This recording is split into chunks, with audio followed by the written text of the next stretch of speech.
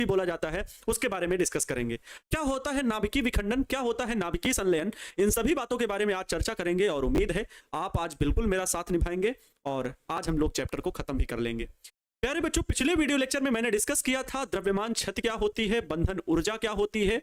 इन सभी बातों से आपको अच्छे से समझाया था कि किसी भी वस्तु से अगर द्रव्यमान की क्षति होती है तो वो द्रव्यमान ऊर्जा में बदलता है, इसीलिए द्रव्यमान ऊर्जा के तुल्य है। द्रव्यमान और ऊर्जा ये दोनों एक दूसरे का ही रूप हैं।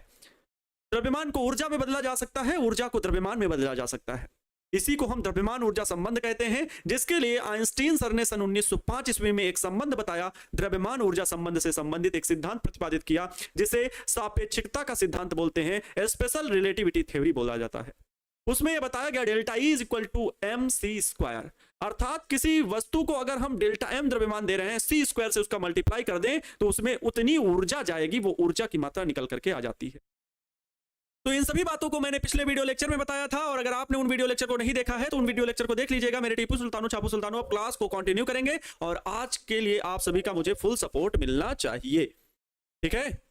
आज के लिए फुल सपोर्ट मिलना चाहिए। गुरुजी बिल्कुल मिलेगा, समझ गए? मुझे एक चीज थोड़ा समझ में आ रही है कि आप लोगों की केमिस्ट्री की क्लास 2 चल रही है। अब कुछ बच्चे कह रहे थे सर केमिस्ट्री की क्लास 2 चल रही है तो हिंदी की एक क्लास बंद भी तो है। कहते हैं रिवीजन नहीं हो रहा है, मतलब आप मेहनत करने से पीछे हटने लगे हो। वो कहाँ गया जुनून, वो कहाँ गई जज्बे वाली पिटारी जो शुरू शुरू में आपने वादा किया था, प्रॉमिस किया था, कहाँ गया? मतलब वो खून जिसमें मेहनत करने का भाव दिखता था, मेहनत करने की लगन दिखती थी, वो कहीं ना कहीं कमजोर होती दिख रही है। और प्यारे बच्चों, परीक्षा का जैसे जैसे समय नजदीक आएगा आप घबराएंगे, आप डरेंगे, आप डिमोटिवेट होंगे, आपको लगेगा मुझे कुछ नहीं आता है। तो इसका मतलब क्या पढ़ाई करना बंद करोगे क्या? ये तो सभी के साथ होता है। अरे टॉपर को भी नहीं पता है कि हम टॉपर हैं। 90% से अधिक, 95% से अधिक अंक लाने वाले को नहीं पता है कि मेरे इतने अंक आएंगे। वो तो परीक्षा के समय तक धैर्य के साथ पढ़ाई कर सकने वाले विद्यार्थी को पता हो जाएगा जब वो परीक्षा में बैठेगा पूरे कॉन्फिडेंस के साथ, आत्मविश्वास के साथ। तो विद्यार्थी जी समय का सदुपयोग करें, मेहनत का समय चल रहा है। अभी ठंडी बढ़ेगी तो थोड़ी बहुत पढ़ाई में बाधाएं आएंगी, लेकिन हमें इन सब बाधाओं से रुकना नहीं है, ठीक है? आपको प्यारे बच्चों पूरी लगन के साथ टीचर्स का सपोर्ट करना है। हम लोग चाह रहे हैं सिलेबस को पूरा फोकस करके आपको समाप्त किया जाए, क्रैश कोर्स में भी मेहनत की जाए, साथ ही साथ आपकी रिवीजन की क्लासेस चलाई जाए। अभी आपकी कितनी क्लास चल रही है? एक क्लास एक सब्जेक्ट की ना, अभी 2 क्लासेस चलेंगी, क्रैश कोर्स में भी चलेगा और इधर भी चलेगा। अब बताइए क्या क्या पढ़िएगा, ठीक है?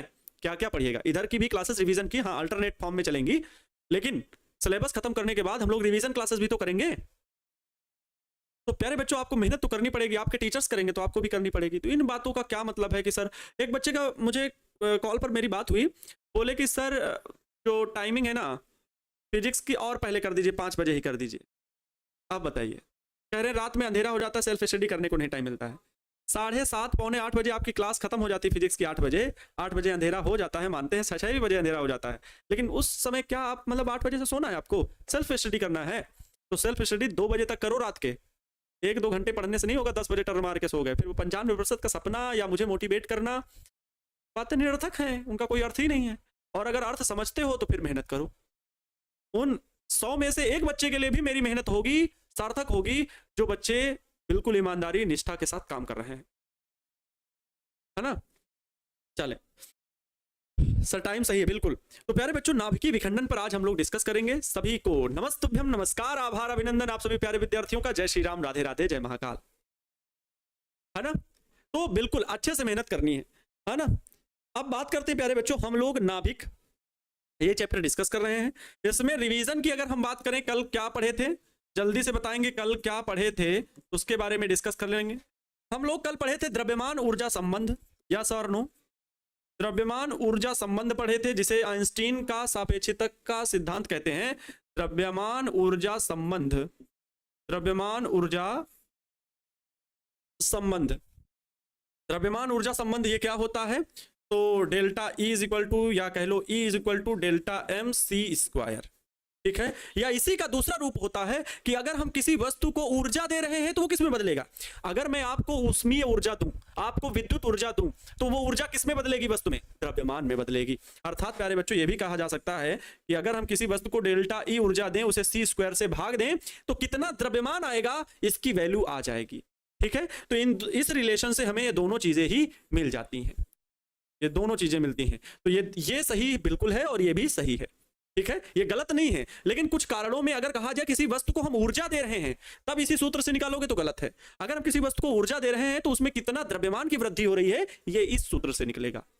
कल हम लोगों ने ये भी पढ़ा था द्रव्यमान क्षति, है ना, द्रव्यमान क्षति के बारे में पढ़े थे, द्रव्यमान क्षति के बारे में पढ़े थे, और प्रतिन्यूक्लियन बंधन ऊर्जा भी पढ़े थे। क्या पढ़े थे?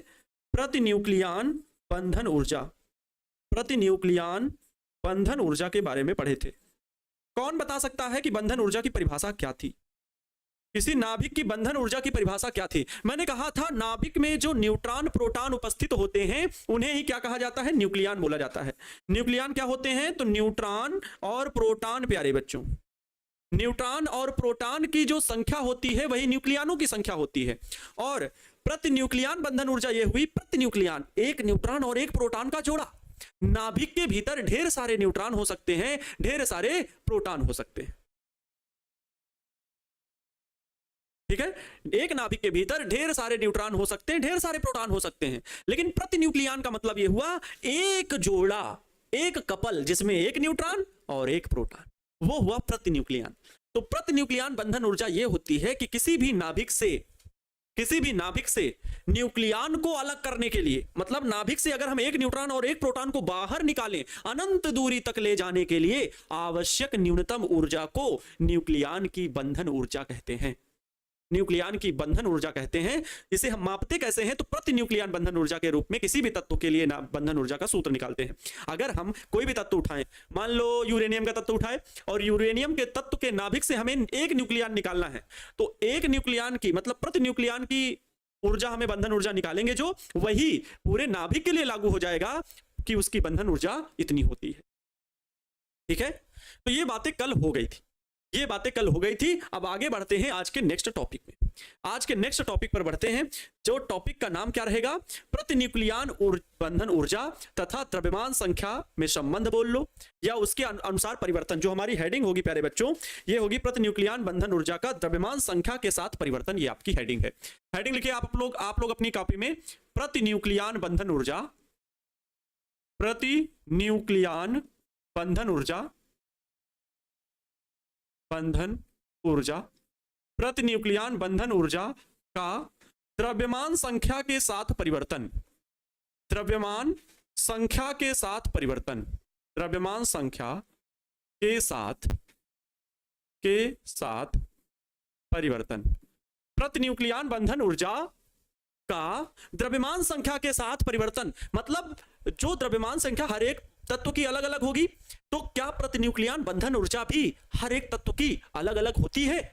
तो इसके बारे में, क्योंकि प्रतिन्यूक्लियन बंधन ऊर्जा से क्या डिसाइड होता है? परमाणु के, उस तत्व के परमाणु के स्थायित्व के बारे में पता चलता है। अगर बंधन ऊर्जा अधिक होगी तो वो अधिक स्थायी होगा, बंधन ऊर्जा कम होगी वो परमाणु कम स्थायी होगा। बंधन ऊर्जा, अगर प्रतिन्यूक्लियन बंधन ऊर्जा कम होगी, भैया थोड़ी सी ऊर्जा मिल जाए न्यूक्लियन टूट जाता है, मतलब वो कम स्थायी परमाणु है। और अगर बहुत अधिक ऊर्जा देनी पड़े तब न्यूक्लियन टूटता है, तो मतलब वो अधिक स्थायी वाला परमाणु है, ठीक है। चलो, तो ये बात हम लोग कल बता चुके थे, ठीक है। हाँ, अच्छा, तो वेरिएशन ऑफ बाइंडिंग एनर्जी, अच्छा इसको इंग्लिश में भी लिख दें क्या? प्रतिन्यूक्लियन बंधन ऊर्जा का द्रव्यमान संख्या के साथ परिवर्तन, परिवर्तन को चेंजिंग नहीं लिखना है, variation, variation of binding energy, binding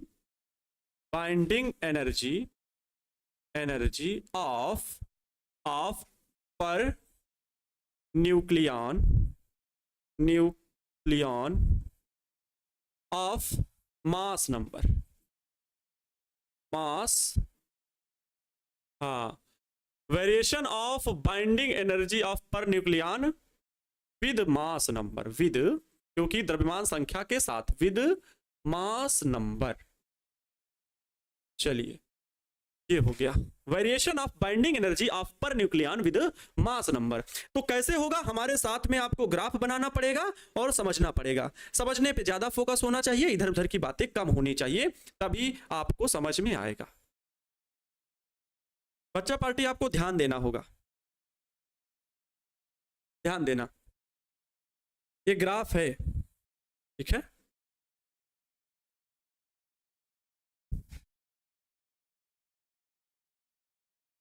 हाँ, एक तरफ मैं द्रव्यमान संख्या को लिख रहा हूं, इस तरफ है प्यारे बच्चों प्रति न्यूक्लियन बंधन ऊर्जा, प्रति न्यूक्लियन बंधन ऊर्जा है। हमने इस तरफ जो हमें जो इस तरफ लिखेंगे वो प्रति न्यूक्लियन बंधन ऊर्जा लिखेंगे, और इस अक्ष में जो लिखेंगे वो द्रव्यमान संख्या लिखेंगे। थ्योरेटिकल टॉपिक है तो लिखना पड़ेगा और समझना पड़ेगा।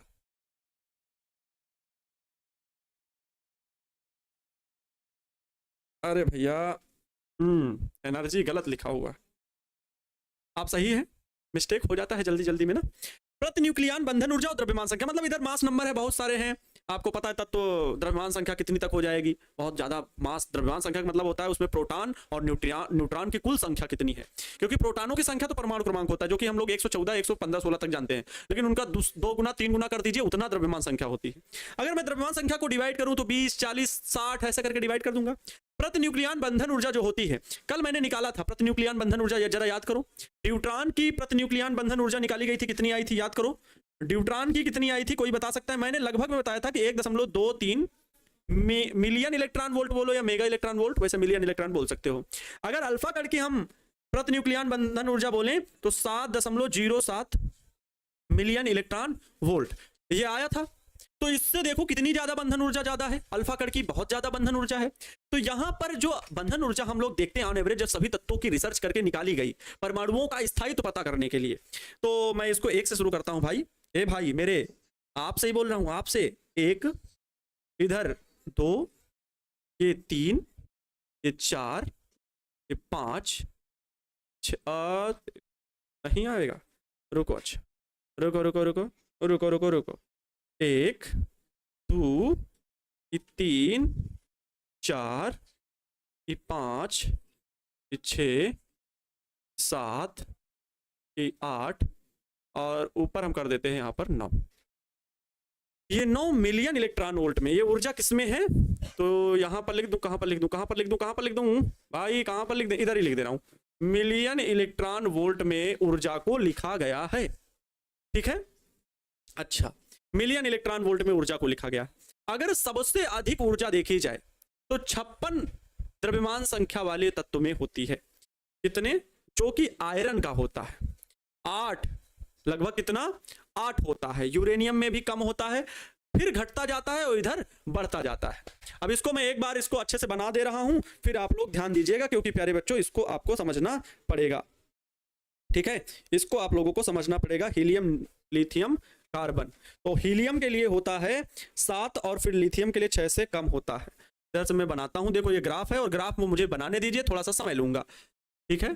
हीलियम 7, यहाँ पर इसकी ऊर्जा मैं सीधे सीधे लाइन, ये प्यारे बच्चों हीलियम के नाभिक की ऊर्जा होगी। He सीधे सीधे लिख दिए, थोड़ा सा पतला कर लें तो ज़्यादा अच्छा रहेगा। मैं बोल रहा हूँ ताकि आप लोग जागते रहें। हीलियम का नाभिक हो गया। फिर लिथियम का प्यारे बच्चों 6 से कम होता है, लिथियम का 6 से भी कम होता है। यहाँ पर ये लिथियम के नाभिक के लिए हो गया। फिर लिथियम के बाद कार्बन थोड़ा सा अधिक होता है, कार्बन के लिए हो गया। फिर ये नाइट्रोजन के लिए हो गया, ठीक है, हीलियम, नाइट्रोजन। फिर ये प्यारे बच्चों ऑक्सीजन के लिए हो गया। 8 के करीब होता है, 8 से अधिक नहीं होता। लेकिन अगर मैं 8 से ऊपर लगभग 8.5 के करीब होता है प्यारे साथियों किसका, तो द्रव्यमान संख्या मैं यहाँ पर ज़्यादा वाला कर रहा हूँ यहाँ। अब इसके बाद डाउन, इसके बाद डाउन, और डाउन होते होते इस प्रकार से ये डाउन होगा।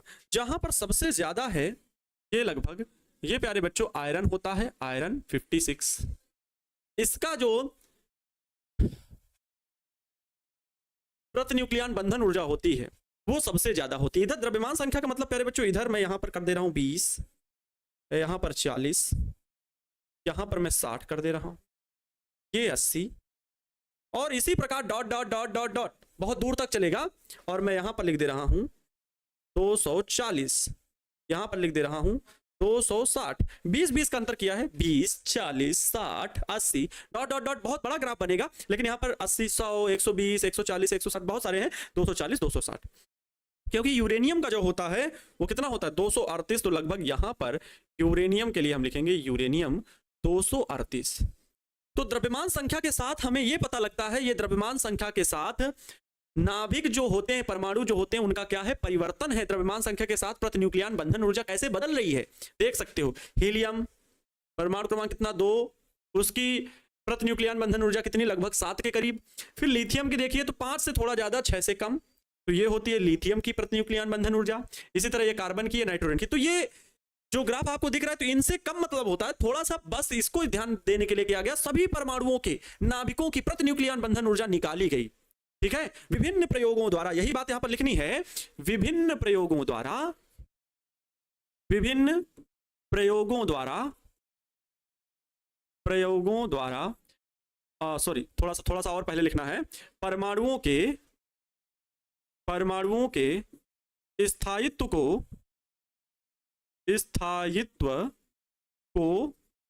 ज्ञात करने के लिए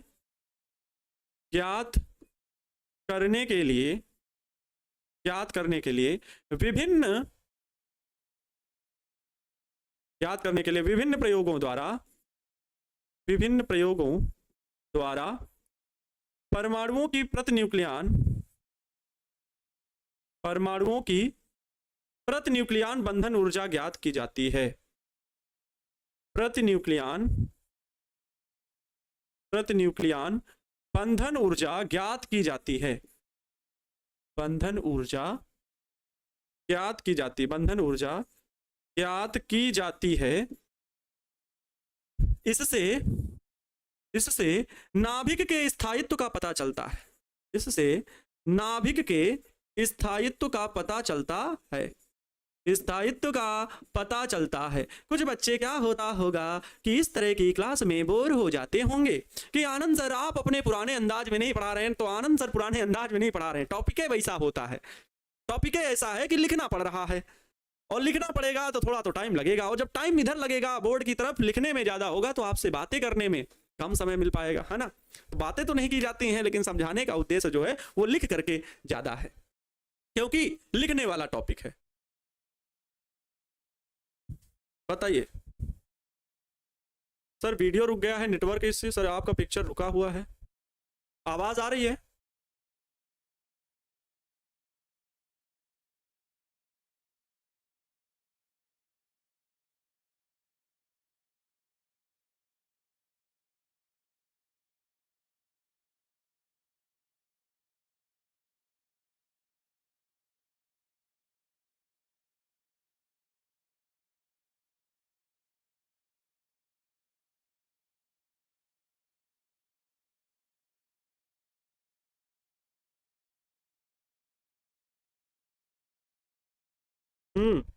हाँ तो बाबू आवाज ठीक है अब? चलो तो सर जी कमेंट नहीं पढ़िएगा। अच्छा हम इधर ही बैठे रहे और इसको देखें ही नहीं, है ना। अरे थोड़ी देर बाद देखे कि नहीं, ऑल राइट सर, है ना। कमेंट नहीं पढ़िएगा तो अरे लिख रहे हैं तो लिख से सेंटेंस में आपका कमेंट पढ़ने लगे। अच्छा बताओ ये टॉपिक कुछ समझ में आया कि मैं क्या कहना चाह रहा हूं? प्रतिन्यूक्लियन बंधन ऊर्जा का द्रव्यमान संख्या के साथ किस प्रकार परिवर्तन हुआ? तो विभिन्न प्रयोगों सर ये, अरे सर ये क्या बनाए हो आप, हाँ उल्टा सीधा बना दियो, लाइन इधर उधर उधर, ये हीलियम फिर लिथियम फिर कार्बन फिर नाइट्रोजन फिर ऑक्सीजन, ये सर बना दिए हो, हमें क्या पता है ये कैसे बनाए हो? ये प्रयोगों द्वारा बनाया गया। इसके द्वारा, प्रयोगों द्वारा विभिन्न निष्कर्ष निकाले गए और उससे प्रतिन्यूक्लियन बंधन ऊर्जा निकाली गई, और उसके बाद ये ग्राफ बनाया गया कि द्रव्यमान संख्या के साथ किस प्रकार प्रतिन्यूक्लियन बंधन ऊर्जा में परिवर्तन हो रहा है, चेंजेस, घटा बढ़ा घटा बढ़ा घटा बढ़ा। और फिर एक सबसे अधिक जो देखा गया वो आयरन में देखा गया, आयरन में देखा गया, जिसकी द्रव्यमान संख्या कितनी है, 56 है। तो यहां पर हम क्या निष्कर्ष निकाल सकते हैं, यहां पर आगे लिखेंगे कि इस ग्राफ से निम्न निष्कर्ष प्राप्त होते हैं, ठीक है। यहां पर सीधे ये लिखेंगे, इस ग्राफ से निम्न निष्कर्ष प्राप्त होते हैं, निम्न निष्कर्ष प्राप्त होते हैं।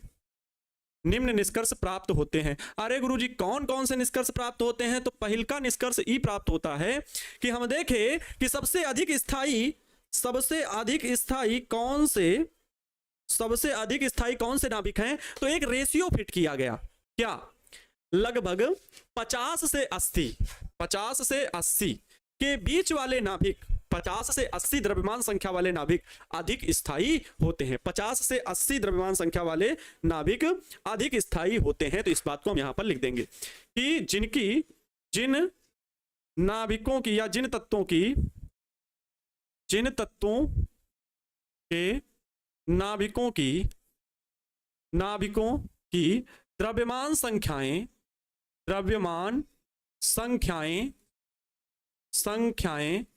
50 से 80 के बीच में हैं, 50 से 80 के बीच में हैं, जिन तत्वों के नाभिकों की द्रव्यमान संख्याएं 50 से 80 के बीच में हैं, वो नाभिक अधिक स्थायी होते हैं, या वो नाभिक अधिक स्थायी हैं, क्योंकि उनकी क्या है? प्रतिन्यूक्लियन बंधन ऊर्जा ज्यादा है। उनको अलग करने के लिए ज्यादा एनर्जी की जरूरत पड़ेगी। ठीक है, ये हो गया। दूसरा पॉइंट, 80 से अधिक नाभिकों की प्रतिन्यूक्लियन बंधन ऊर्जा क्या हो रही है? घटती जा रही है। 80 से अधिक वाले, यहां से देखोगे लगभग इसके बाद फिर क्या होता जा रहा है? घटता ही तो जा रहा है। तो 80 से अधिक द्रव्यमान संख्या 80 से अधिक वाले तत्वों की प्रतिन्यूक्लियन बंधन ऊर्जा घटती जाती है। तत्वों की प्रतिन्यूक्लियन बंधन ऊर्जा घटती जाती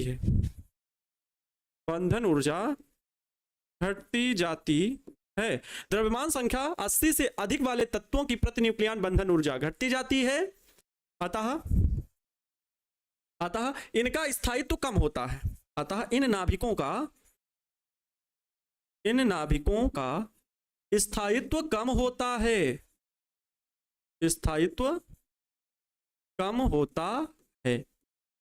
हो गया, सिंपल सी बात। इन नाभिकों का स्थायित्व कम होता है। तीसरा पॉइंट और भी तो देखने को मिला है। तीसरा पॉइंट और क्या देखने को मिला है? यहां पर देखो जरा, जो 20 से कम है उनकी भी प्रतिन्यूक्लियन बंधन ऊर्जा कम है। 20 से कम इतने में आ गए, सबकी देखो 8 से कम है प्रतिन्यूक्लियन बंधन ऊर्जा। तो 20 से कम द्रव्यमान संख्या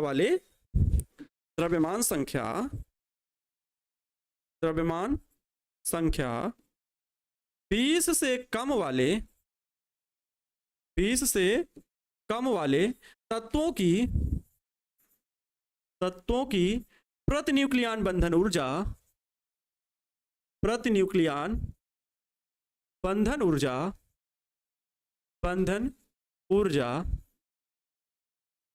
कम है। अतः इन तत्वों के नाभिक भी कम स्थायी होते हैं। अतः इन तत्वों के नाभिक भी कम स्थायी होते हैं।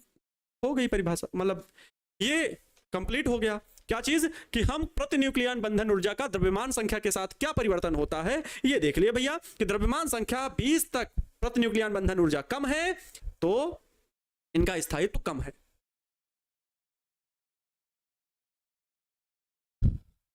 ठीक है, क्लियर है? ओके सर, ये बात भी क्लियर हो गई। तीनों पॉइंट बहुत आसान है। अरे भाई 56 सबसे अधिक है तो 50 से 80 के बीच सबसे अधिक स्थायी, 80 से नीचे कम स्थायी, इधर 20 से नीचे भी बहुत कम स्थायी। ये बात हो गई स्पष्ट। सर आपके हिसाब से हमें कितने घंटे सोना चाहिए? Good question. 5 hour present time के लिए 5 से 6 घंटे सोने का टाइम आपका होना चाहिए, 5 से 6 घंटे। ठीक है, हफ्ते में एक दिन संडे वनडे रहे तो 8 घंटे की नींद ले लो, लेना हो तो, नहीं तो कोई जरूरी नहीं है। 5 से 6 घंटे विद्यार्थी जीवन में पर्याप्त है। 5 से 6 घंटे नींद पर्याप्त है। ठीक है, 5 से 6 घंटे नींद पर्याप्त है। आप कहेंगे सर हमारे वहां एक चीज जगह पर पढ़ा था 8 घंटे नींद, तो भैया 8 घंटे भी सो लीजिए, फिर आपकी मर्जी। गलत नहीं है 8 घंटे सोना, ये कहेंगे गलत नहीं है। लेकिन आपके पास अगर और काम करने के लिए समय है तो फिर करिए उन्हें, 5 से 6 घंटे सो लीजिए, बहुत है। ठीक है, नेक्स्ट। अब बात करते हैं नाभिकीय विखंडन की। चलो नेक्स्ट हेडिंग डालिए आप लोग अपनी कॉपी में, नाभिकीय विखंडन। नाभिकीय विखंडन, इसे इंग्लिश में बोलते हैं न्यूक्लियस फिशन। Nucleus fission. एक होता है न्यूक्लियस फ्यूजन, वो होता है नाभिकीय संलयन, वो अभी बाद में पढ़ेंगे, पहले इसे पढ़ेंगे। नाभिकीय विखंडन। चलिए जल्दी से आप लोग अपनी कॉपी में इस हेडिंग को लिखिए, नाभिकीय विखंडन। नाभिकीय विखंडन।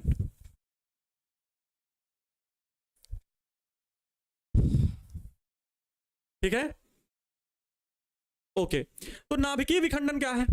ये भी गजब बात हो गई सर, हर एक चीज बात अलग अलग आज रोज लेके आ रहे हैं। नाभिकीय विखंडन नाम से पता चल रहा है, नाभिकीय विखंडन नाम से पता चल रहा है क्या? नाभिकीय विखंडन का तात्पर्य क्या है? ध्यान से सुनो, हाँ थोड़ा सा अच्छे से समझाते हैं। हाँ, इसका मतलब हो रहा है नाभिक का टूटना, नाभिक का टूटना, नाभिक का टूटना, नाभिकीय विखंडन, नाभिक का फूटना, टूटना, यही होता है नाभिकीय विखंडन। अब लेकिन नाभिक कौन सा टूटेगा आपके दृष्टिकोण से? नाभिक कौन सा टूट सकता है? एक बात पता होगा, अगर आप लोग देखते होंगे ये डॉक्टर साहब हैं और डॉक्टर साहब के पास अगर कोई भी मरीज पड़ा हुआ है, लेटा हुआ है, बेचारे को खून की जरूरत है, तो वो ऐसे इंसान को चुनते हैं, ऐसे इंसान को चुनते हैं जो ब्लड देने में सक्षम हो। पतला दुबला इंसान जाएगा तो कहेंगे नहीं सर आपने, पतला दुबला के साथ साथ स्वस्थ नहीं होगा तो पतला दुबला तो चल जाएगा, लेकिन बहुत ज्यादा वीकनेस होगी तो कहेंगे भैया आपके शरीर में ऑलरेडी खून की क्या है, कमी है, तो हम आपसे खून नहीं ले सकते। ठीक है, तो छोटे मोटे नाभिक जो ऑलरेडी इतने छोटे हैं वो अगर टूट जाएंगे तो उनमें क्या बचेगा? अब हीलियम का नाभिक है, हाइड्रोजन का नाभिक, एक का ही प्रोटॉन है, अब बेचारा वो टूट जाएगा तो बचेगा ही क्या उसमें? तो बहुत छोटे नाभिक का नहीं हो सकते, टूट सकते हैं। अर्थात प्यारे बच्चों, नाभिकीय विखंडन जो होगा वो भारी नाभिक का होता है। किस प्रकार होता है नाभिकीय विखंडन, वो समझते हैं।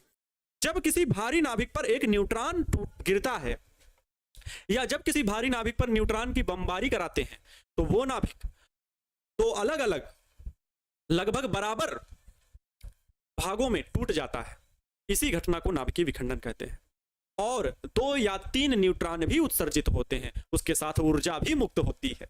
सुनो, एक नाभिक है, ये एक नाभिक है, इसमें आया न्यूट्रॉन, कौन टकराया? न्यूट्रॉन। अब इससे 2 छोटे छोटे क्या बन गए? परमाणु बन गए, लेकिन इसके साथ साथ न्यूट्रॉन अलग निकले। कितने निकलते हैं? लगभग 2 से 3 न्यूट्रॉन निकलते हैं, और ऊर्जा भी निकलती है। ये लो बताओ, एक नाभिक के टकरा जाने से, किसी भारी नाभिक पर, किसी भारी नाभिक से एक न्यूट्रॉन टकरा जाने से, सॉरी न्यूट्रॉन है ये, नाभिक नहीं, न्यूट्रॉन कोई अगर किसी भारी नाभिक से टकरा जाए, ठीक है, भारी नाभिक से टकरा जाए, तो वो 2 छोटे छोटे बराबर भागों में टूट जाता है या विखंडित हो जाता है, तथा साथ में 2 या 3 न्यूट्रॉन निकलते हैं और अत्यधिक मात्रा में ऊर्जा भी मुक्त होती है। इस घटना को नाभिकीय विखंडन कहते हैं। इस घटना को क्या कहते हैं? नाभिकीय विखंडन कहते हैं। यही आपको लिखना है, यही आपको लिखना है। इसमें लिखे, हमारे साथ में लिखेंगे, हाँ हमारे साथ में लिखते तभी हमको मजा आता है, तभी हमको मजा आता है कि हाँ आप लोग पढ़ रहे हैं, और आज बिल्कुल भी हमारे साथ मेहनत करना पड़ेगा, हम इस बात को सुनेंगे नहीं, है ना। लिखा जाए नाभिकीय विखंडन को, परिभाषा कैसे लिखेंगे कि जब किसी भारी नाभिक है, भगवान अब वीडियो सही से चलने देना, कहे ये सब कहेंगे कि कमेंट नहीं पढ़ रहे हैं। जब किसी भारी नाभिक, दिद्दा और दद्दा लोग ना, जब किसी भारी नाभिक पर न्यूट्रॉन की बमबारी कराते हैं, न्यूट्रॉन की बमबारी का मतलब एक के बाद एक न्यूट्रॉन भेज रहे हैं, न्यूट्रॉन की बमबारी कराते हैं, तो वह दो छोटे हल्के, हल्के लगभग बराबर नाभिकों में, बराबर तत्वों के नाभिकों में टूट जाता है, तत्वों के नाभिकों में टूट जाता है या विखंडित हो जाता है? टूट जाता है टूट जाता है। इसके साथ दो या तीन न्यूट्रॉन व अत्यधिक ऊर्जा उत्सर्जित होती है। अत्यधिक ऊर्जा उत्सर्जित होती है। इस घटना को नाभिकीय विखंडन कहते हैं। इस घटना को नाभिकीय विखंडन कहते हैं। नाभिकीय विखंडन कहते हैं। विखंडन कहते हैं। इस घटना को क्या कहते हैं? नाभिकीय विखंडन कहते हैं। एक बार ध्यान से पढ़ लीजिए। जब किसी भारी नाभिक पर न्यूट्रॉन की बमबारी कराते हैं तो वह दो छोटे हल्के लगभग बराबर तत्वों के नाभिकों में टूट जाता है। इसके साथ दो या तीन न्यूट्रॉन व अत्यधिक ऊर्जा उत्सर्जित होती है। इस घटना को नाभिकीय विखंडन कहते हैं। इस घटना को नाभिकीय विखंडन कहते हैं। समझ में आ गया होगा। इस घटना को नाभिकीय विखंडन कहते हैं। ठीक है, एग्जाम्पल के लिए ले लें। एग्जाम्पल के लिए आपको समझा दें। एग्जाम्पल में प्यारे बच्चों, एग्जाम्पल जैसे यूरेनियम का एक भारी नाभिक है जिसका परमाणु क्रमांक द्रव्यमान संख्या 235 तथा परमाणु क्रमांक 92 है। 92 235 में एक प्यारे बच्चों हमने नाभिक की टक्कर मारी, नाभिक की बमबारी कराई, तो एक नाभिक जब गिरा तो वो पहले तो कैसे भाई कहेंगे कि एक नाभिक द्रव्यमान संख्या एक बढ़ जाएगी, 92 U 236 बना, आप तो यही कहेंगे। लेकिन ऐसा होने तक टूट जाता है। यही भारी नाभिक दो हल्के नाभिकों में टूट जाता है। एक होता है बेरियम और एक होता है क्रिप्टन। एक होता है बेरियम, एक होता है क्रिप्टन। बेरियम 56 144 और क्रिप्टन होता है 36 और ये होता है 89, द्रव्यमान संख्या 89। ठीक है, अब देखेंगे यहां पर 56 और 36 लगभग 92 के बराबर है और ये 9 4 13 89 और 144 जोड़ते हैं तो 233 आता है।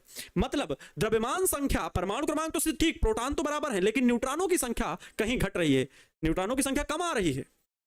तो वो न्यूट्रॉन कहां गए? इसी के साथ बाहर विमुक्त हुए। कितने न्यूट्रॉन? 3 न्यूट्रॉन, 0n1, 3 न्यूट्रॉन बाहर निकले और साथ में ढेर सारी ऊर्जा भी निकली। साथ में ढेर सारी ऊर्जा निकली। यूरेनियम का नाभिक है। ये किसका नाभिक है बाबू? यूरेनियम का नाभिक है।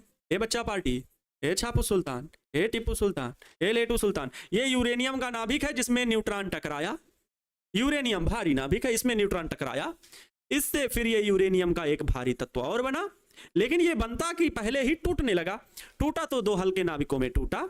ये आया बेरियम और ये आया क्रिप्टन। ये आया क्रिप्टन और इसके साथ में ये न्यूट्रॉन उत्सर्जित हुए। ये क्या हुए? न्यूट्रॉन उत्सर्जित हुए और आगे ऊर्जा। सर ये जो न्यूट्रॉन उत्सर्जित हुए, न्यूट्रॉन एक बमबारी कराई, न्यूट्रॉन उत्सर्जित हो गए। हाँ बिल्कुल सही बात है। लेकिन ये नाभिक से न्यूट्रॉन ये निकले कहां से? ये वे वाले नाभिक नहीं जो बमबारी कराई, ये इस परमाणु से, इस तत्व से टूट करके, इस नाभिक से टूट करके वो नाभिक न्यूट्रॉन निकले हैं। लेकिन वो न्यूट्रॉन पता आप क्या करते हैं? यूरेनियम के अन्य नाभिकों से टकराते हैं। यही से हो गया आविष्कार हाइड्रोजन बम, एटम बम का। यहीं पर तो एटम बम बनता है। ऐसे ही ये न्यूट्रॉन निकले, ये न्यूट्रॉन फिर यूरेनियम से टकराते हैं और यूरेनियम से टकरा करके फिर वही प्रोसेस, फिर यूरेनियम से 3 न्यूट्रॉन निकले, फिर यूरेनियम से टकराए, फिर प्रोसेस, और ये बड़ा, ये चेन रिएक्शन, इसे बोलते हैं श्रृंखला अभिक्रिया। चेन रिएक्शन लगातार होती रहती है और इतनी सेकंड में होती है, खूब सारी ऊर्जा निकलती है, खूब सारी ऊर्जा निकलती है।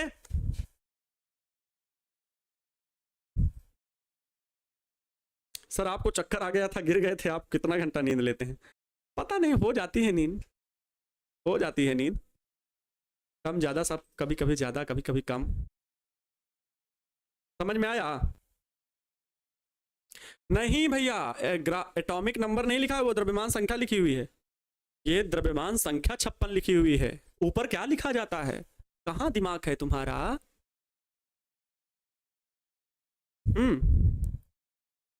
चलो, तो ये नाभिकीय विखंडन की घटना आपको समझ में आ गई?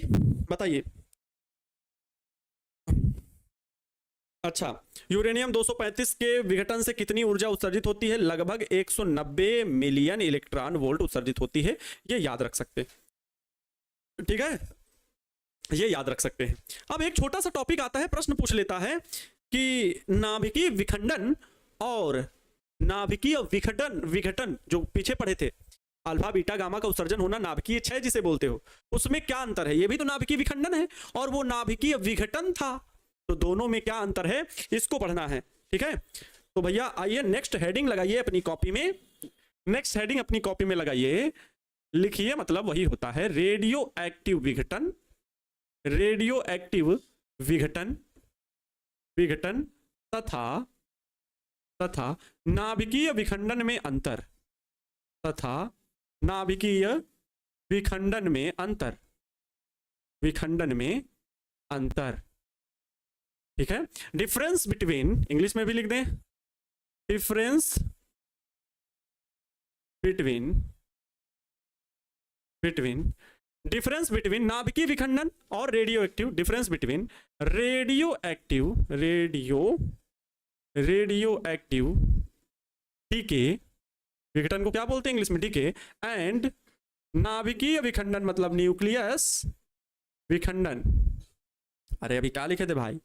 फिशन, भूल ही गए हम, फिशन, ठीक है।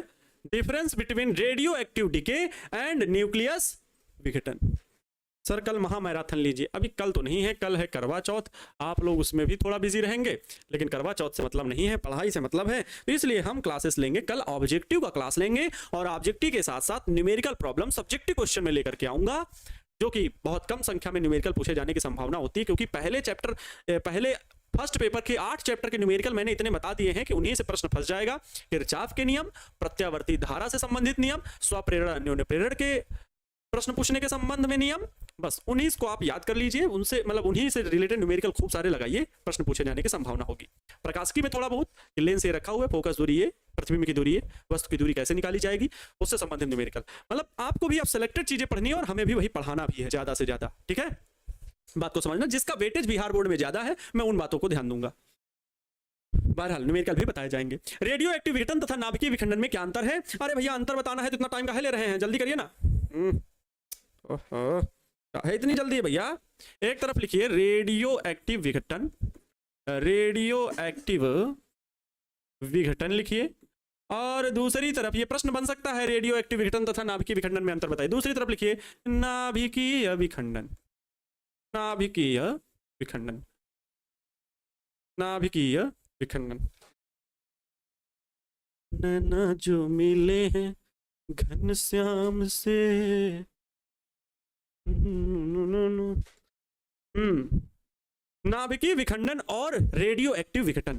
तो पहली चीज तो ये जान लीजिए कि जो रेडियो एक्टिव विघटन है ये स्वतः होने वाली क्रिया है, स्वतः होने वाली क्रिया। इससे क्या होता है भैया? अपने आप अल्फा बीटा गामा कण अपने आप उत्सर्जित होते हैं, अपने आप ही उत्सर्जित होते हैं। तो यह रेडियो एक्टिव विघटन होता है, अर्थात यह कैसी प्रक्रिया है?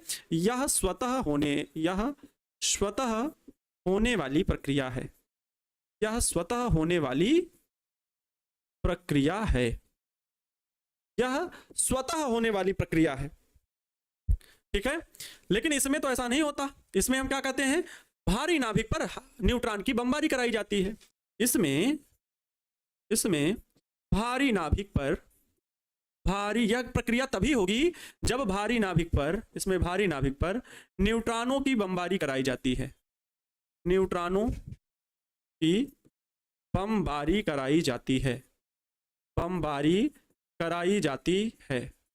अरे याद करो मैंने इसको क्या बताया था रेडियो एक्टिव विघटन वाली, कि अपने आप रेडियो एक्टिव तत्व वही कहलाते ही हैं जिनसे अपने आप स्वतः ही नाभिक से अल्फा बीटा गामा कण उत्सर्जित होते रहते हैं, गामा किरणें होती हैं, अल्फा बीटा कण उत्सर्जित होते रहते हैं।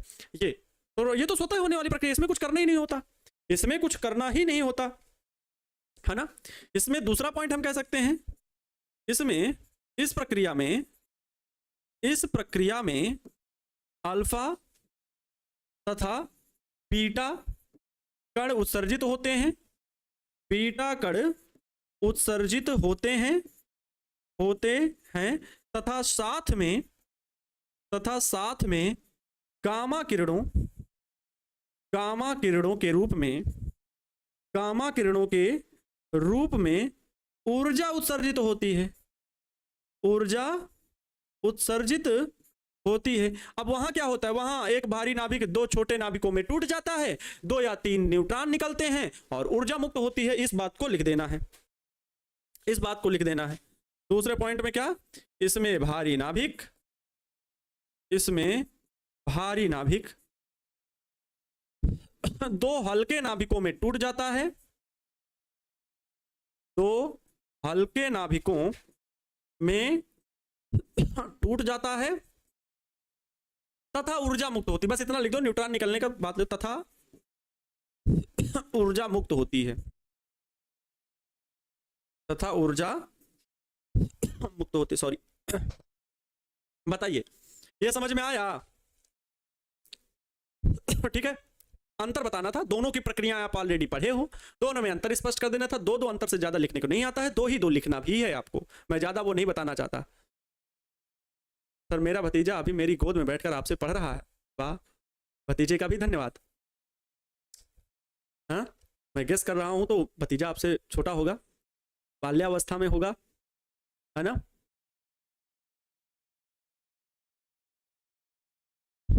ठीक है, हाँ चलो अब आगे देखो। कोई लिख रहा है, क्या लिखे हो भैया? सर आप शुरुआत टारगेट बोर्ड से हैं तो आपका सिलेबस खत्म हो जाना चाहिए। टारगेट बोर्ड में हाँ तो सिलेबस तो खत्म हो रहा है ना, वहाँ खत्म हो गया है। और हम दरअसल यहाँ सो रहे थे बहुत दिन तक ना, हम यहाँ बहुत दिन तक सो रहे थे, क्या करते, यही तो दिक्कत हो गया। यही तो दिक्कत हो गया, समझ रही हैं? यही दिक्कत हो गया, हम सोचने में पड़ गए। चलो नेक्स्ट टॉपिक देखिए अब भैया, नेक्स्ट टॉपिक है नाभिकीय विखंडन में श्रृंखला अभिक्रिया। ठीक है, नाभिकीय विखंडन में श्रृंखला अभिक्रिया, ये हेडिंग अब आप अपनी कॉपी में डालिएगा। नाभिकीय विखंडन में, नाभिकीय विखंडन में सिलेबस खत्म करना ही उद्देश्य होता तो कब का खत्म कर दिए होते, क्या बात कर रहे हैं? नाभिकीय विखंडन में काहे लिए लिख के पढ़ा रहे हैं हम, और काहे लिए ज्यादा पढ़ा रहे हैं? पढ़ा ही तो रहे हैं ना, सो रहे हैं क्लास में आके, ना बातें कर रहे हैं। नाभिकीय विखंडन में श्रृंखला अभिक्रिया है कि नहीं भाई? समझदार बनिए, उठ पटांग कमेंट करने से क्या मतलब है।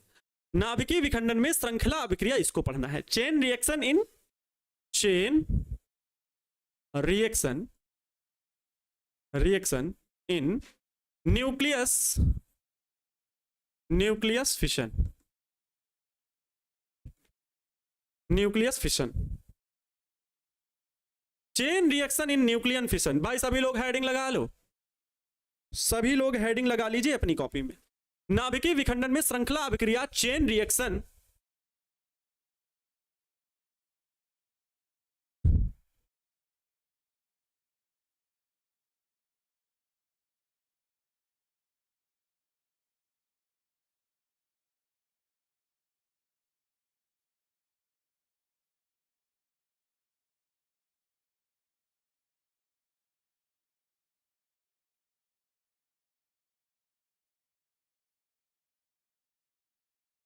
बताइए आप, वीडियो क्वालिटी सही आ रहा है?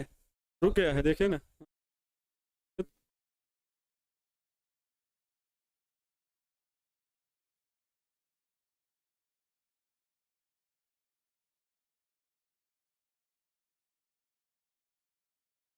बताइए सब कुछ ठीक है? मतलब कोई भी वॉइस या वीडियो जो रुक रुक कर चल रहा था उसमें कोई दिक्कत है? सब ठीक है sir, okay, no problem sir. Technical चीजें हैं, कभी कभी डिस्टर्ब हो जाती हैं, इसमें कोई दिक्कत नहीं है। ताक जहां के स्टूडेंट सर हाजिर है। तो नाभिकीय विखंडन में श्रृंखला अभिक्रिया, chain reaction in nucleus fission, ये श्रृंखला अभिक्रिया को अभी मैंने जिक्र किया था, चर्चा की थी। नाभिकीय अभिक्रिया में क्या होता है, नाभिकीय विखंडन में, कि जब किसी भी भारी नाभिक पर आकर के न्यूक्लियॉन टकराया टिचुक, तो वो न्यूट्रॉन के टकराने से जो भारी नाभिक था 2 हल्के नाभिकों में टूट जाता है। लेकिन साथ साथ क्या होते हैं, 2-3 न्यूट्रॉन निकलते हैं। अब वे न्यूट्रॉन फिर से पुनः यूरेनियम के नाभिकों से टकराते हैं, टकराने की कोशिश करते हैं, और फिर यह अभिक्रिया कैसी बन जाती है, श्रृंखला अभिक्रिया बन जाती है। अलग अलग क्या बन जाती है, श्रृंखला अभिक्रिया बन जाती है। ध्यान दीजिए, इसको कैसे लिखेंगे कि भैया जब किसी भारी नाभिक से किसी भारी नाभिक से, किसी भारी नाभिक से हल्का नाभिक, किसी भारी नाभिक से न्यूट्रॉन, किसी भारी नाभिक में से कहाँ लिखते, अरे भैया, भारी नाभिक में न्यूट्रॉन की बमबारी कराई जाती है, न्यूट्रॉन की बमबारी कराई जाती है, बमबारी कराई जाती है, ऐसे भी लिख सकते हो कराई या कराई, हम ऐसे लिखेंगे कराई जाती है, कराई जाती है। तो जब भी किसी भारी नाभिक में न्यूट्रॉन की बमबारी कराई जाती है तो नाभिक, नाभिक दो लगभग बराबर, दो लगभग बराबर, लगभग बराबर हल्के नाभिकों में टूट जाता है, हल्के नाभिकों में, हल्के नाभिकों में टूट जाता है, हल्के नाभिकों में टूट जाता है। 2 से 3 न्यूट्रॉन भी मुक्त होते हैं तथा हल्के नाभिकों में टूट हो जाता है। इस प्रक्रिया में, इस प्रक्रिया में ऊर्जा के साथ साथ, ऊर्जा के साथ, ऊर्जा के साथ 2 या 3 न्यूट्रॉन भी उत्सर्जित होते हैं, 2 या 3 न्यूट्रॉन भी उत्सर्जित होते हैं, न्यूट्रॉन भी उत्सर्जित होते हैं, उत्सर्जित होते हैं। यह न्यूट्रॉन, यह न्यूट्रॉन पुनः, पुनः यूरेनियम के नाभिकों से, यूरेनियम यहां पर लगे उत्सर्जित होते हैं, और फिर यह न्यूट्रॉन पुनः यूरेनियम के नाभिकों से, यहां पर भारी नाभिक क्या था, यूरेनियम ही है, तो कहो तो यूरेनियम लिख दे, नहीं तो सीधे यहां पर समझ सकते हो, उस भारी नाभिक से लिखना चाहो तो लिख सकते हो, शब्द का चयन अपने आप से करना सीखो। यूरेनियम के नाभिक से, यह न्यूट्रॉन पुनः यूरेनियम के नाभिक से टकराते हैं, जिससे, जिससे पुनः यह अभिक्रिया होती है, पुनः यह अभिक्रिया होती है, जिससे यह अभिक्रिया जो अभी हुई यूरेनियम के नाभिक, जब किसी भारी नाभिक, और मैं यहां पर आपको थोड़ा सा बता दूं, यहां पर कौन सा नाभिक है, तो यूरेनियम 235, ब्रैकेट बंद कर दे रहा हूं मैं, अब तो समझ जाओगे कि जब किसी भारी नाभिक मतलब यूरेनियम का नाभिक है में न्यूट्रॉन की बमबारी कराई जाती है तो नाभिक 2 लगभग बराबर हल्के नाभिकों में टूट जाता है। इस प्रक्रिया में ऊर्जा के साथ साथ 2 या 3 न्यूट्रॉन भी उत्सर्जित होते हैं, यह न्यूट्रॉन पुनः यूरेनियम के नाभिक से टकराते हैं, जिससे पुनः यह अभिक्रिया होती है।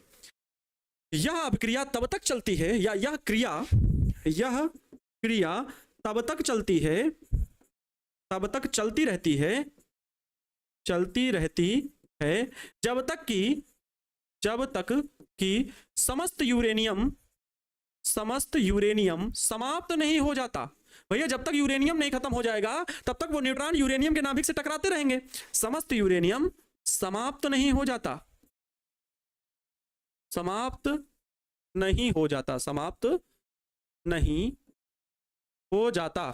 इस घटना को हो जाता, इस घटना को, इस घटना को नाभिकीय विखंडन में श्रृंखला अभिक्रिया कहते हैं। इस घटना को नाभिकीय विखंडन में, नाभिकीय विखंडन में श्रृंखला अभिक्रिया कहते हैं। नाभिकीय विखंडन में श्रृंखला अभिक्रिया कहते हैं, श्रृंखला अभिक्रिया कहते हैं। ये क्या कहते हैं, नाभिकीय विखंडन में श्रृंखला अभिक्रिया कहते हैं। ठीक है, बताइए समझ में आई बात? ओके, अभी टाइम है, काहे लिए परेशान हो, 1 घंटा हुआ है। ये नाभिकीय विखंडन हो प्यारे बच्चों, यही होता है एटम बॉम्ब में, परमाणु बम बनाने में यही अभिक्रिया प्रयुक्त होती है। आपको पता है जब यूरेनियम का नाभिक जो परमाणु बम बना था वो 1939 के रिसर्च के बाद ही बना था। जर्मन वैज्ञानिक जो 2 लोग थे जिसमें एक ऑटो ऑन भी थे, उन्होंने ही परमाणु बम की प्रस्तावना रखी। ठीक है, परमाणु बम की प्रस्तावना रखी कि ऐसे ऐसे परमाणु बम बन सकता है, जिसमें यूरेनियम को ही इस्तेमाल किया गया था। लगभग 30 किलो यूरेनियम डाला गया था नागासाकी और हिरोशिमा में 1945 द्वितीय विश्व युद्ध में, जापान में, अमेरिका ने डाला था, याद हो घटना तो वही प्यारे बच्चों तभी की ये रिसर्च भी थी, तभी इस पर रिसर्च चल रही थी और तभी प्रयोग कर दिया गया। आज की डेट में तो सभी के पास परमाणु बम है, एटम बम है ना। सर भूख लगी है, खाना खुशबू आ रही है। अभी खाना खुशबू नहीं आएगी तो समझ गए, ठीक है।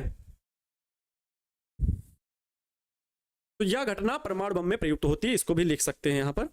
यह घटना परमाणु बम में भी प्रयुक्त होती है। यह घटना परमाणु बम में भी होती है, ठीक है। जो नाभिकीय विखंडन अभिक्रिया है, यह दो प्रकार की होती है। यह अभिक्रिया दो प्रकार की होती है। सर दो प्रकार की होती है। इसके दो प्रकार के बारे में लिखने के लिए नहीं आता, मैं बता दे रहा हूं दो प्रकार कौन से हैं। एक नियंत्रित नाभिकीय विखंडन अभिक्रिया है। नियंत्रित मतलब जिसे हम कंट्रोल कर सकते हैं। नियंत्रित नाभिकीय विखंडन श्रृंखला अभिक्रिया चलती रहेगी। नियंत्रित नाभिकीय विखंडन में श्रृंखला अभिक्रिया, केवल इतना लिख दो, नियंत्रित श्रृंखला अभिक्रिया। नियंत्रित श्रृंखला अभिक्रिया मतलब जिसे हम नियंत्रित कर सकते हैं। श्रृंखला अभिक्रिया होगी, ऐसा नहीं है कि नहीं होगी, लेकिन जो न्यूट्रॉन बार बार टूट करके जो पूरा यूरेनियम समाप्त होने की बात की जा रही है वो नहीं होगा, हम उसे कंट्रोल कर सकते हैं, तो उसे नियंत्रित श्रृंखला अभिक्रिया कहेंगे। दूसरा अनियंत्रित श्रृंखला अभिक्रिया, जो कि परमाणु बम में प्रयुक्त होती है। अनियंत्रित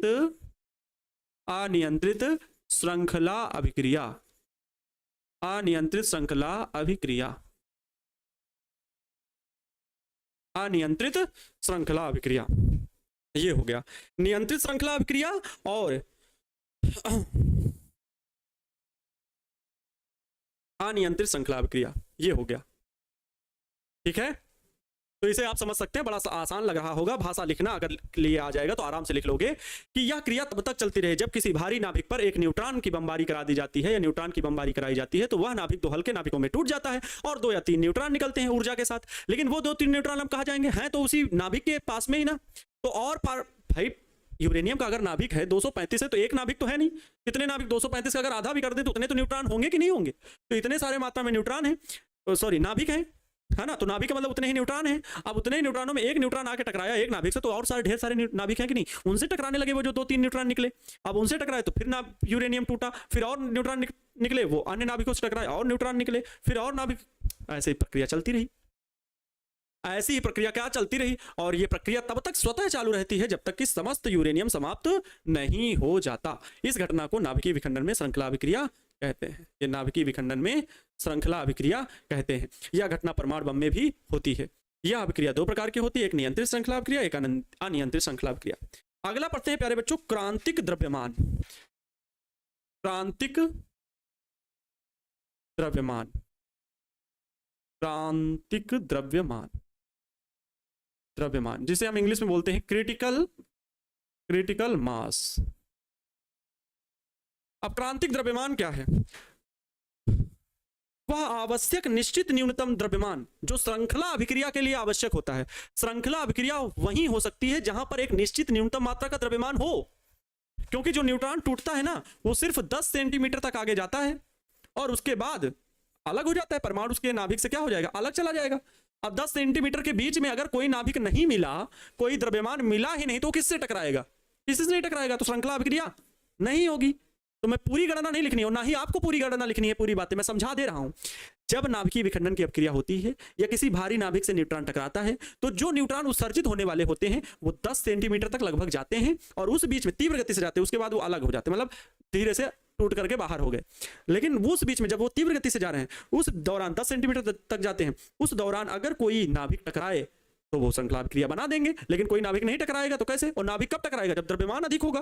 तो इसलिए कहा जाएगा कि श्रृंखला अभिक्रिया के लिए आवश्यक, परिभाषा ये बनेगी, श्रृंखला अभिक्रिया के लिए आवश्यक, श्रृंखला अभिक्रिया के लिए आवश्यक, श्रृंखला अभिक्रिया के लिए आवश्यक निश्चित न्यूनतम द्रव्यमान को, श्रृंखला अभिक्रिया के लिए आवश्यक निश्चित न्यूनतम द्रव्यमान को क्रांतिक द्रव्यमान कहते हैं। एकदम स्पष्ट परिभाषा, इससे सरल परिभाषा आपको बुक में नहीं मिल सकती। क्रांतिक द्रव्यमान कहते हैं, क्रांतिक द्रव्यमान कहते हैं। हो गई परिभाषा, हो गई। एक आता है क्रांतिक आकार, उसको भी ठीक इसी तरह आप लोग लिखोगे, मैं वो आपको होमवर्क में दूंगा, लेकिन अभी ये नहीं कि क्लास खत्म हो गई।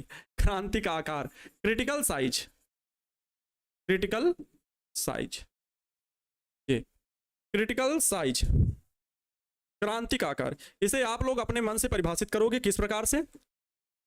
श्रृंखला अभिक्रिया के लिए आवश्यक निश्चित न्यूनतम, यहां पर क्या लिखना है? केवल आकार। निश्चित न्यूनतम आकार को क्रांतिक द्रव्यमान कहते हैं।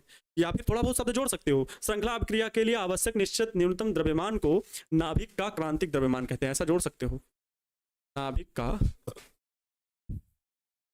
क्रांतिक द्रव्यमान कहते हैं, वही चीज यहां जोड़ सकते हो। ये आपको होमवर्क में लिखना होगा, ठीक है? ये आपको होमवर्क में लिखना होगा। नेक्स्ट टॉपिक पर प्यारे बच्चों आते हैं, वो है नाभिकीय रिएक्टर की संरचना। अब इसे देखो, क्योंकि टाइम लगता, इसे मैंने लिख दिया है पीडीएफ में, और आसान है, बहुत आसान है, बहुत आसान है, बहुत आसान है, लेकिन चित्र थोड़ा कठिन है। चित्र बना हुआ है ऑलरेडी, उसे बस मुझे समझाना है। ध्यान से सुनिए, आपको समझ में आ जाएगा। ये बिहार बोर्ड परीक्षा 2009 में पूछा भी गया है, ठीक है? लेकिन मैं इतना इंपॉर्टेंस नहीं दूंगा। 50-50 का चांस है, आ भी सकता है, नहीं भी आ सकता है, ठीक है? 50-50% चांस है। मैं इतना नहीं कहूंगा कि अगर इसे छोड़ दिए तो ये आ ही जाएगा, ठीक है? क्योंकि 6 क्वेश्चन लॉन्ग में आने हैं, और लॉन्ग में ही ये पूछे जाने की संभावना होती है। किसी नाभिकीय रिएक्टर की संरचना को विस्तार से व्याख्या करें। तो वह संयंत्र जिसमें नाभिकीय ऊर्जा को, नाभिकीय ऊर्जा मतलब यही नाभिकीय विखंडन की प्रक्रिया चलती है, लगातार नाभिक एक दूसरे में टूटते हैं, टकराते हैं, तो उससे क्या नाभिकीय ऊर्जा उत्पन्न होती है। तो नाभिकीय ऊर्जा को ऊष्मीय ऊर्जा में परिवर्तित करते, ऊष्मा बना दिया, भाप, ठीक है? ऊष्मीय ऊर्जा में परिवर्तित करके विद्युत ऊर्जा प्राप्त की जाती है। परमाणु रिएक्टर या नाभिकीय रिएक्टर कहलाता है, या इसे ही प्यारे बच्चों परमाणु भट्ठी भी बोलते हैं। क्या बोलते हैं? परमाणु भट्ठी, परमाणु भट्ठी भी बोलते हैं, या परमाणु भट्ठी, ठीक है? परमाणु भट्ठी भी नाम दिया जाता है। वह संयंत्र जिसमें नाभिकीय ऊर्जा को, नाभिकीय ऊर्जा मतलब नाभिक टूटते हैं, धड़ाम धूम धूम धूम ढिशुम, बहुत सारी, अब टूटने से टकराने से ऊष्मा बनी, और उस ऊष्मा को कहां प्रयोग किया जाएगा? पानी को गर्म कर दिया जाता है, उससे क्या बनती है? भाप। भाप गया पिस्टन में, पिस्टन घुमाया टरबाइन को, टरबाइन घुमा, डायनमो जुड़ा है, विद्युत ऊर्जा बनने लगी। तो ये प्रोसेस है कि वह संयंत्र जिसमें नाभिकीय ऊर्जा को ऊष्मीय ऊर्जा में परिवर्तित करके विद्युत ऊर्जा प्राप्त की जाती है, परमाणु भट्ठी या नाभिकीय रिएक्टर कहलाता है। आइए इसका चित्र समझते हैं। बहुत आसान रहेगा चित्र, मैं बस आपको समझा दूंगा तो आपको एक एक बात समझ में आ जाएगी। ध्यान से सुनना, होता क्या है प्यारे बच्चों। जो ये आपको यहां पर दिख रही हैं, ये पट्टियां जो दिख रही हैं, ये होती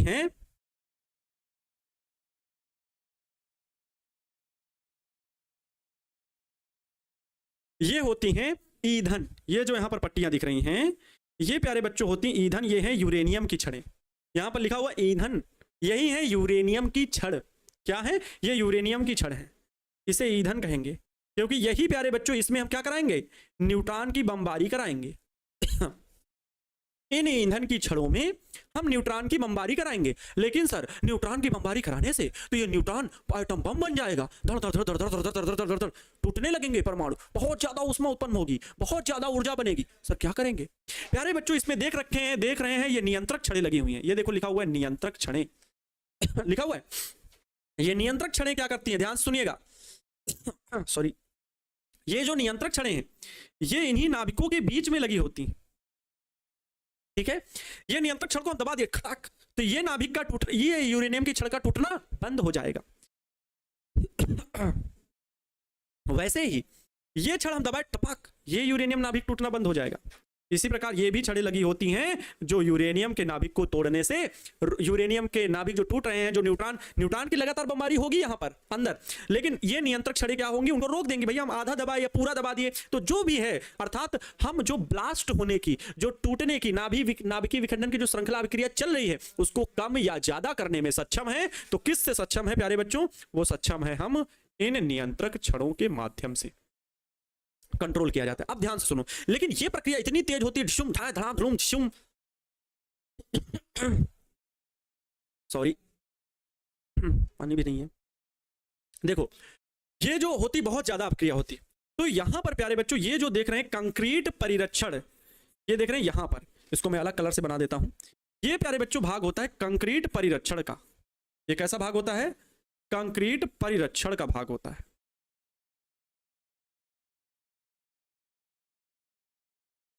ये कंक्रीट परिरक्षण का भाग है। Okay sir.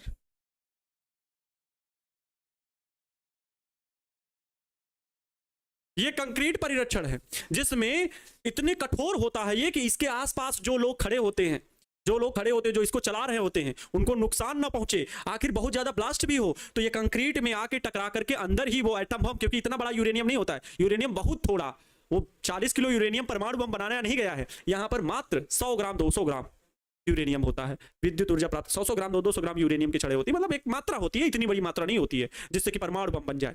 तो वो कंक्रीट लगा होता है।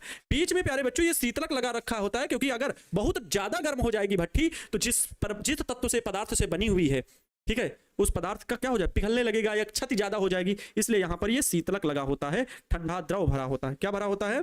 ठंडा द्रव भरा होता है। ठंडा द्रव भरा होता है। समझ में आया? अब यहां पर सोचो, ब्लास्ट हुआ, ठा ठा ठा ठा टिशुम टिशुम टिशुम ठा ठा, ढेर सारी उष्मा बनी और ये शीतलक भी पड़ा हुआ है, ये लगातार द्रव यहां से जा रहा है, इस पंप से लगातार यहां पर द्रव भेजा जा रहा है, ठीक है, ये इसको ठंडा रख रहा है। यहां से जो उष्मा निकली, ये देखो उष्मा विनिमायक, विनिमायक मतलब समझते हो, लेन देन, ठीक है, लेन देन का अर्थ होता है, विनिमय का अर्थ होता है लेन देन। पहले कहा जाता था विनिमय करना, बातों का विनिमय करना, विचारों का विनिमय करना, पैसे का विनिमय करना, ये विनिमय करना होता है, मतलब लेन देन। तो उष्मा विनायक, यहां से उष्मा जाती है, उष्मा गर्म उष्मा यहां से गई एकदम तप्त, वो यहां पर आई और ठंडा ठंडा ये पानी पड़ा हुआ है। ये पानी में जैसे ही उष्मा गई, गर्म गर्म पानी गर्म हो गया, खौलने लगा, उबलने लगा, एकदम लब उबलने लगा। इससे पानी, इससे क्या हुई, भाप बाहर निकली, वेपर, भाप बाहर निकली, उष्मा नहीं भाप, क्योंकि जल से क्या बनी, भाप बनी। और ये भाप प्यारे बच्चों तेजी से यहां पर इंटर करती है। यहां पर लगा होता है टरबाइन चक्का, ऐसे पंखुड़ियों वाला ऐसे, और यहां पे एक साइड में उष्मा भाप जो है वो एंट्री करती है। तो ये टरबाइन ऐसे रहता है, ऐसे देखो ऐसे, ये टरबाइन ऐसे रहता है पंखुड़ी वाला। रुक जा भाई। और जैसे इस पे, इस भाग में, ऊपर वाली उंगलियों के भाग पे पड़ा, वैसे ये टरबाइन इधर घूमा, फिर ऐसे, अब ये मैं उंगलियां थोड़ी तोड़ दूंगा, अपने हाथ थोड़ी तोड़ूंगा, ऐसे ऐसे घूमने लगता है, टरबाइन घूमने लगा, जनरेटर स्टार्ट, और जब जनरेटर स्टार्ट तो जुड़ा है डायनमो। यही तो जनरेटर जो अपने गांव में, आपके गांव में है, लेकिन उसे चलाने के लिए क्या यूज होता है, पेट्रोल या डीजल। अरे भैया, जब फंक्शन होता है, शादी होता है, देखे होगे नहीं जनरेटर, उससे क्या प्राप्त की जाती है, विद्युत ऊर्जा। रासायनिक ऊर्जा क्या है, पेट्रोल या डीजल। डीजल से जनरेटर चला तो वो मैकेनिकल एनर्जी बनी, वो फ्लाई व्हील, बड़ा सा पहिया बीच में लगा होता है, घूमा, झम झम झम झम घूमा। अब वो बड़ा सा पहिया जब घूमा तो उससे जुड़ा हुआ है आगे डायनमो। वो डायनमो में भाई एक तरफ नॉर्थ पोल, एक तरफ साउथ पोल, चुंबकीय क्षेत्र में जब कुंडली घूमती है तो फ्लक्स में परिवर्तन होता है, उससे प्रेरित विद्युत वाहक बल बनता है, और इस घटना से प्रेरित विद्युत धारा बनती है फैराडे के चुंबकीय प्रेरण के नियम से हमें विद्युत धारा प्राप्त हो जाती है। लेकिन इस पूरे संयंत्र को बनाने वाले थे सर निकोला टेस्ला जी, जिन्होंने फैराडे के नियम पर वर्क करके बनाया था एसी करंट, अल्टरनेटिंग करंट। तो वही यहां पर डायनमो घूमता है और धारा हमें यहीं पर प्राप्त हो जाती है। लेकिन वो जो भाप गई उसका क्या, वो भाप जो यहां से छोटे छोटे बूंदों के रूप में, भाप क्या होती है, छोटी छोटी बूंदें होती हैं, वो भाप क्या यहां पर डायनमो के पास क्या होगा, यहां पर प्यारे बच्चों जाती है अंदर, इस पाइप के माध्यम से अंदर जाएंगे, यहाँ ठंडी हो जाती हैं, और वो ठंडी होकर के फिर कहा जाता है भैया तुम अपनी जगह पे फिर चलो, फिर उसी पानी को, क्योंकि बार बार हम पानी कहाँ से लाएंगे, पानी एक तो पानी यहाँ से भेजा जा रहा है, एक पानी यहाँ से बाहर निकल रहा है, लेकिन हम इस पानी का भी यूज कर लेते हैं, इस पाइप के माध्यम से जुम जुम जुम जुम यहाँ भी आ जाता है। बात समझ में आई? ये भाप जो गर्म है, इसको ये पानी जो है ठंडा गर्म करता ठंडा करता रहता है, बाहर जो थोड़ा पानी बाहर निकलना होता है वो निकल जाता है, और इसमें लगातार गर्म होता रहता है। इस प्रक्रिया से प्यारे बच्चों बिजली प्राप्त की जाती है। समझ में आया? समझ में आया?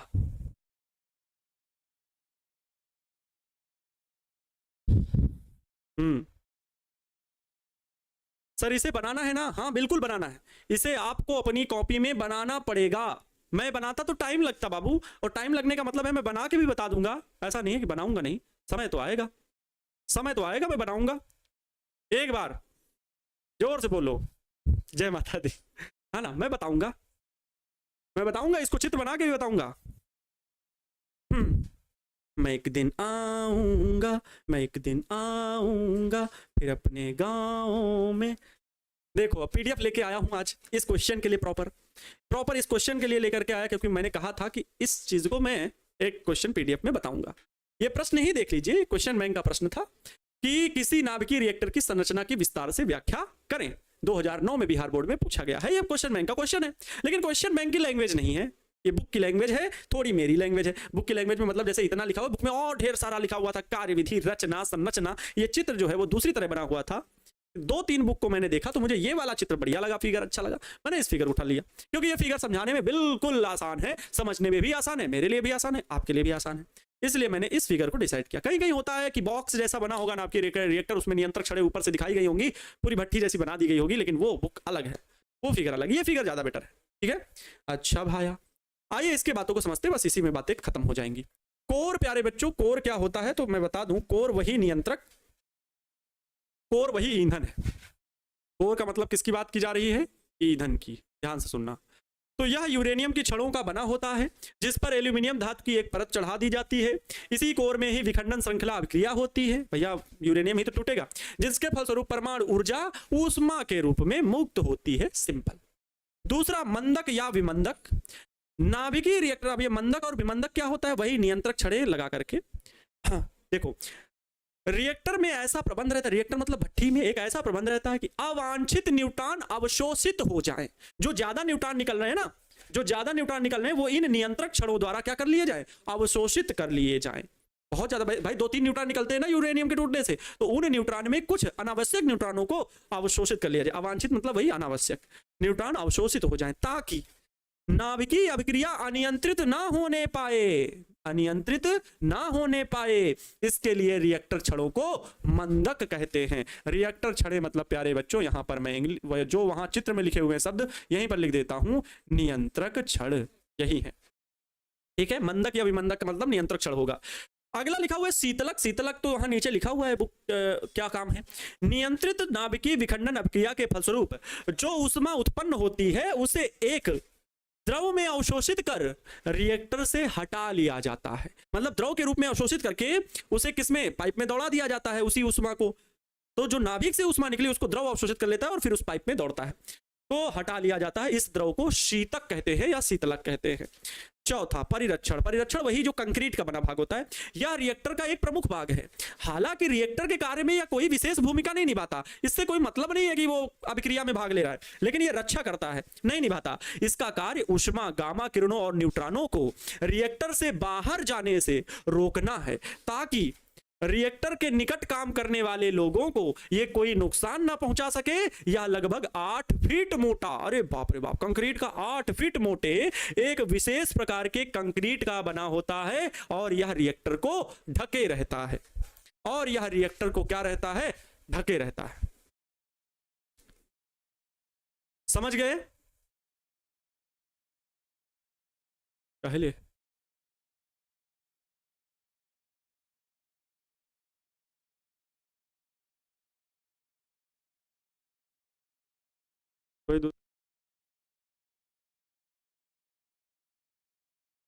ठीक है, ओके भैया, ओके यस सर। अच्छा, तो ये पॉइंट क्लियर हो गया। अब प्यारे बच्चों इसको थोड़ा सा डिवाइड कर लीजिएगा, चित्र बना के एक बार अच्छे से खुद से पढ़ लीजिएगा और आपको एक एक बात समझ में आ जाएगी। अब हेडिंग डाल लीजिए छोटी सी, नाभिकीय संलयन। नाभिकीय संलयन, नाभिकीय संलयन, ये सर क्या होता है? ये होता है न्यूक्लियस फ्यूशन, न्यूक्लियस फ्यूशन, नाभिकीय संलयन। बात समझ में आई? नाभिकीय संलयन, तो थोड़ा सा इसे भी आप लोग पढ़ ही लीजिए आज। नाभिकीय संलयन में क्या होगा कि दो हल्के नाभिक टकराते हैं, दो हल्के नाभिक एक साथ टकरा करके एक नए तत्व का निर्माण कर देते हैं। इसे क्या कहते हैं? इस घटना को नाभिकीय संलयन कहते हैं। तो इसे भी आप लोगों को अपनी कॉपी पर लिखना होगा, ठीक है, इसे भी अपनी कॉपी पर लिखना होगा। चलिए लिख लेते हैं कॉपी पर, अपनी कॉपी में मेरे साथ लिखिएगा। दो हल्के नाभिक, जब दो हल्के नाभिक, हल्के नाभिक अति उच्च वेग से, अति उच्च वेग से परस्पर संयोग करते हैं, अति उच्च वेग से परस्पर संयोग करते हैं। अच्छा सर, अति उच्च वेग ही क्यों बोला जा रहा है? ऐसे पास पास नाभिक आएंगे नहीं जुड़ जाएंगे? नहीं, नाभिक के भीतर प्रवेश करने के लिए, जुड़ने के लिए बहुत तेज स्पीड चाहिए, अति उच्च वेग चाहिए। तो दो हल्के नाभिक अति उच्च वेग से परस्पर संयोग करके एक भारी नाभिक का निर्माण करते हैं, एक भारी नाभिक का निर्माण करते हैं। इस घटना को नाभिकीय संलयन कहते हैं। इस घटना को नाभिकीय संलयन कहते हैं। क्या कहते हैं? नाभिकीय संलयन कहते हैं। इस घटना को क्या कहते हैं बाबूजी? नाभिकीय संलयन कहते हैं। लिख लीजिए, इस घटना को नाभिकीय संलयन कहते हैं। ओके, इस घटना को नाभिकीय संलयन कहते हैं। समझ में आया? बहुत आसान है। अति उच्च वेग से दो हल्के नाभिक टकराए, एक भारी नाभिक का निर्माण करते हैं। इस घटना को नाभिकीय संलयन कहते हैं। नाभिकीय संलयन के लिए अति उच्च ताप की आवश्यकता होती है। संलयन के लिए अति उच्च ताप की आवश्यकता होती है। अति उच्च ताप की आवश्यकता होती है।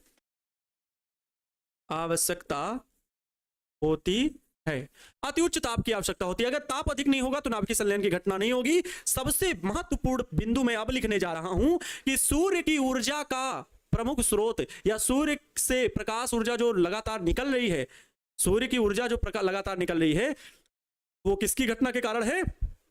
तो नाभिकीय संलयन की घटना के कारण है। तो सूर्य की ऊर्जा का स्रोत नाभिकीय विखंडन नहीं, लगातार हाइड्रोजन जुड़ते हैं और नया परमाणु बनाते हैं।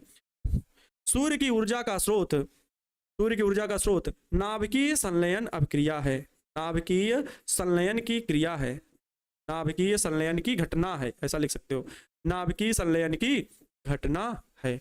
अगर एग्जाम्पल के तौर पर मैं लिखूं तो मैं इतना एग्जाम्पल नहीं लिखूंगा प्यारे बच्चा पार्टी। क्या चीज कि ड्यूटेरियम के नाभिक को जब जोड़ते हैं तो एक हीलियम का नाभिक बनता है। मैं भाषा में बोल दे रहा हूं और उसे आप लिख सकते हैं अगर लिखना चाहो तो, बाकी मैं इसे समझा रहा हूं। दो हाइड्रोजन के नाभिक हैं जो कि हाइड्रोजन का समस्थानिक है ड्यूटेरियम 1s2 दो हाइड्रोजन के क्या है? ये समस्थानिक है। ये दो जब जुड़े तो इससे क्या बना? एक हीलियम का नाभिक बना 2He4। देख सकते हो 2 2 4 1 1 2, ठीक है। लेकिन बस ये नहीं बन गया, इसके साथ में लगभग 23.9 मिलियन इलेक्ट्रॉन वोल्ट ऊर्जा निकली। इतनी ऊर्जा निकली, बताओ। और सूर्य में प्रकाश का स्रोत जो इतना बड़ा है वो इसी घटना के कारण है। वहां पर ये क्या है प्यारे बच्चों? ये हाइड्रोजन का समस्थानिक ड्यूटेरियम है।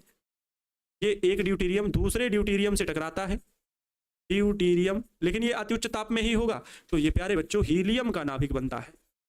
हीलियम का नाभिक बनता है और इससे 23.9 मिलियन इलेक्ट्रॉन वोल्ट की ऊर्जा उत्सर्जित होती।